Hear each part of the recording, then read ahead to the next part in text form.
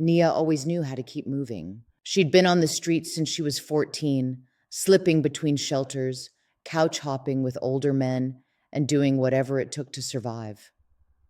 At 17, she was arrested in a trafficking sting, though no one called it that. To the cops, she was just another prostitute. To the courts, she was an offender. No one asked why she didn't have a home. No one asked why a grown man had her ID in his wallet. By the time she aged out of foster care and cycled through her third arrest, Naya had a rap sheet, no high school diploma, and a deep belief that school just wasn't for people like her. She'd tried once, a night class at the community college when she was 20. But the financial aid forms asked for documents she didn't have, and the advisor told her to come back when things were more stable. When she finally entered a re-entry program that partnered with SWAP behind bars, she was 26, fresh out of county jail, and still flinching when people said the word future. But her case manager noticed something in her intake packet. Nia had been writing her own legal motions from jail. She'd researched sentencing laws, appealed her probation violation, and written a support letter that helped another woman get released. "You ever think about becoming a paralegal?" the case manager asked. Nia laughed, and then she cried. No one had ever asked her what she could become, only what she had done. It wasn't easy. The scholarship forms were long, and her PTSD made focusing a struggle. But for the first time, she had someone walking through the process with her, helping with paperwork, advocating with the school, believing she could do it.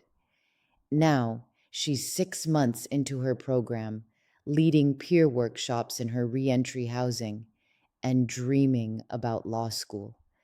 Not to prove herself, just to keep helping women like her. Nia didn't need a savior. She needed someone to see her. She needed access to education. And she needed the chance to write a future no one else had imagined for her. When people imagine what freedom looks like for trafficking survivors, they often picture a dramatic rescue or a courtroom triumph. Handcuffs off, a predator jailed, a survivor walking into the sunlight. What rarely gets mentioned is what comes next. A hospital bill in someone else's name, a transcript that doesn't exist, a bank account that was never opened, a dream of becoming something more than a victim that gets buried under paperwork, poverty, and shame. And at the center of this often invisible aftermath lies a glaring truth. Access to education could have changed everything. For many survivors of sex trafficking, especially those who were criminalized instead of supported, education is more than an opportunity. It's a form of safety planning. A degree or vocational certificate can be the difference between returning to an exploitative situation or breaking the cycle entirely. Yet, time and again, survivors find themselves shut out of schools, programs, and scholarships, either because of their criminal records, their past involvement in sex work, or because they don't fit the ideal narrative of victimhood. Education is one of the few concrete tools that can reduce the risk of re-exploitation. Survivors who are able to return to school, whether to finish a GED, complete a college degree, or learn a trade, gain more than academic knowledge. They gain economic mobility, self-efficacy, a supportive peer community, and the tools to advocate for themselves in complex systems. Studies consistently show that financial insecurity is one of the primary drivers of trafficking and exploitation. Survivors without access to income, especially those exiting jails, shelters, or unstable living environments, are at significant risk of being retrafficked. Education, especially when paired with housing and wraparound support, becomes a direct intervention against this risk. But the barriers are everywhere. Survivors attempting to re-enter school face a minefield of institutional gatekeeping. College admissions often require transcripts that no longer exist, or standardized test scores survivors were never in a position to earn. Many survivors have incomplete or inconsistent education histories due to exploitation, family estrangement, or child welfare involvement. They may have attended multiple schools across different states under different names, or been pulled from school entirely as minors. Others never finished high school at all. Financial barriers are just as steep. Survivors often lack credit histories, tax returns, or parental information required for financial aid applications. For those who have been incarcerated, accessing Pell Grants or state-based aid can be difficult, even with recent federal reforms. And most scholarship applications don't account for trauma, housing instability, or non-traditional student status. Survivors are told to write compelling essays about their resilience, but penalized if they disclose too much about their criminal records, sex work, or nonlinear paths. Then there's the stigma. Survivors returning to classrooms often report feeling hypervisible, misunderstood, or tokenized. Some are treated like charity cases or asked to speak on panels before they've had time to process their own trauma. Others are told that they're too complicated, too unstable, or not ready. This kind of policing is especially prevalent for survivors who don't fit the mold, those who are trans, neurodivergent, Black or Indigenous, immigrants, or those who don't disavow their pasts in neat, funder-friendly ways. When survivors assert agency, when they say they chose sex work, when they refuse to disown their survival tactics, they're often excluded from educational support entirely. This gatekeeping is not just frustrating, it is violent.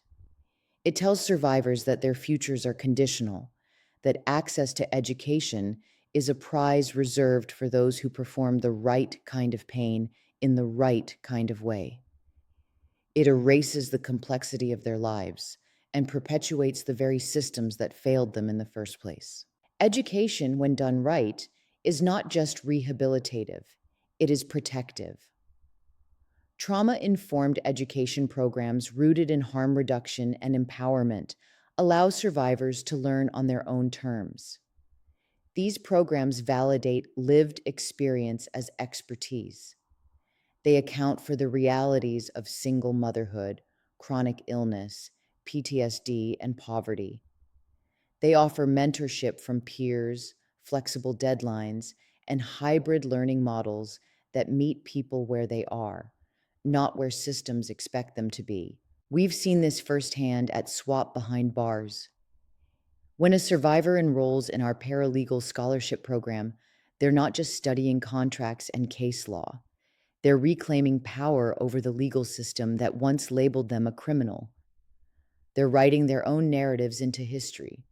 They're preparing to fight for others like them. And they're doing it all while navigating parole, probation, trauma recovery, and reentry. So here's the truth. Anti-trafficking organizations need to grapple with. Rescue without resources is just displacement. And labor without learning is exploitation in a new uniform. If we truly care about ending trafficking, we must build programs that go beyond the rescue narrative. We must fund long-term educational access for survivors. We must remove barriers to college, GED completion, trade schools, and continuing education.